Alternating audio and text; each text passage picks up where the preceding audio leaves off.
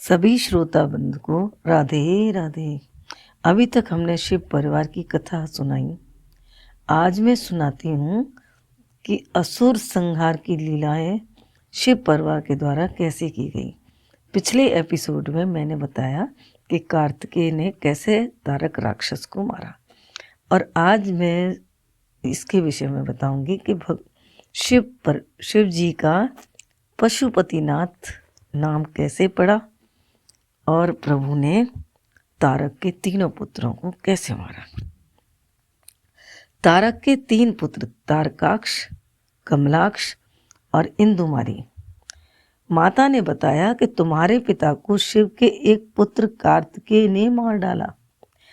तीनों पुत्रों ने घोर तपस्या करी। ब्रह्मा जी प्रकट हुए। ब्रह्मा जी ने कहा, जो तुम्हारे मन में हो तुम मांग सकते हो। पुत्रों ने कहा, हमारी मृत्यु न हो, अमर हो जाए। ब्रह्मा जी ने कहा, तारक पुत्रों ध्यान से सुनो, जिसका जन्म हुआ है उसकी मृत्यु अवश्य होगी। तुम मृत्यु कैसी चाहते हो यह मांग सकते हो। तब वो बोले, ब्रह्मा जी हमारी मृत्यु शंकर से हो। तीनों भाइयों के लिए 3 नगर बनाइए, सोना, चांदी और लोहा। 1000 वर्ष तक हम स्वतंत्र रहें। 1000 वर्ष के बाद पुण्य नक्षत्र हो, एक साथ तीनों नगर मिले। उस समय शंकर देवताओं के रथ में बैठकर अग्निबाण छोड़े, ऐसी हमारी मृत्यु हो। अगर ऐसा ना हो तो फिर हम 10,000 वर्ष तक फिर रहेंगे, ऐसा वरदान दे दो। भगवान शंकर कभी शिकारी बनकर धनुष बाण चलाएंगे नहीं। जानते थे एक दिन में नहीं हुआ तो फिर 10,000 वर्ष तक फिर मिल जाएंगे। यह सोचकर उत्पात मचाने लगे। सबके सिंहासन छीन लिए। देवताओं ने 1000 वर्ष पहले रथ तैयार किया। 1000 वर्ष बीतने पर शंकर जी ने शिकारी का रूप धारण किया, अग्नि बाण मारा। वैसे ही तीनों नगर भस्म हो गए, तीनों राक्षस भी मारे गए। तब भगवान का नाम त्रिपुरारी पड़ा और उन्होंने देवरथ में बैठकर 4 घोड़ों पर बनी रथ में बैठकर हाथ से बाण चलाया, इसलिए उनका नाम पशुपतिनाथ पड़ा। आज नेपाल में काठमांडू में पशुपतिनाथ का मंदिर है। बोलो पशुपतिनाथ की जय। पशुपतिनाथ के व्रत को मनोकामना के लिए किया जाता है। जो जिस कामना से व्रत करता है वह भोलेनाथ उसकी पूर्ण करते हैं। अब मैं आपको पशुपतिनाथ के व्रत की विधि बताती हूँ।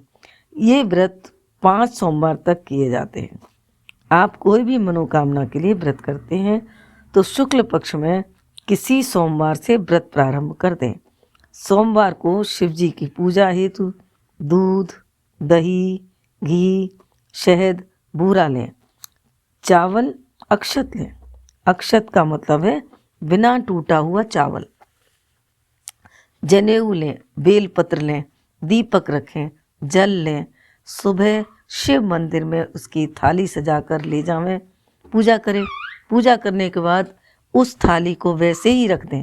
शाम को वही थाली लेकर जाएं, उसमें 6 दीपक रखें, प्रसाद भी रखें। मंदिर में जाकर पूजा करें। प्रसाद के 3 भाग करें, 2 मंदिर में ही रख दें, एक अपने साथ लाने के लिए अपनी थाली में रखें। 5 दीपक जलाएं और अपनी मनोकामना हेतु प्रार्थना कर 1 दीपक अपनी थाली में ही रखें। पूजा करने के जब घर आएं तो 1 दीपक घर में घुसने से पहले दरवाजे पर अपने दाएं हाथ की ओर जलाएं। मनोकामना की कामना करें, अंदर आ जाएं। भोजन करने से पहले थाली में 1 हिस्सा रखा हुआ प्रसाद पाएं, तत्पश्चात भोजन करें। इस प्रकार 5वें सोमवार को 1 नारियल, 108 चावल या मूंग या बेलपत्र, इनमें से कोई एक चीज़ 108 चढ़ाएं। नारियल पर मौली बांधें। इस प्रकार इस व्रत का समापन करें। कामना अवश्य पूरी होगी।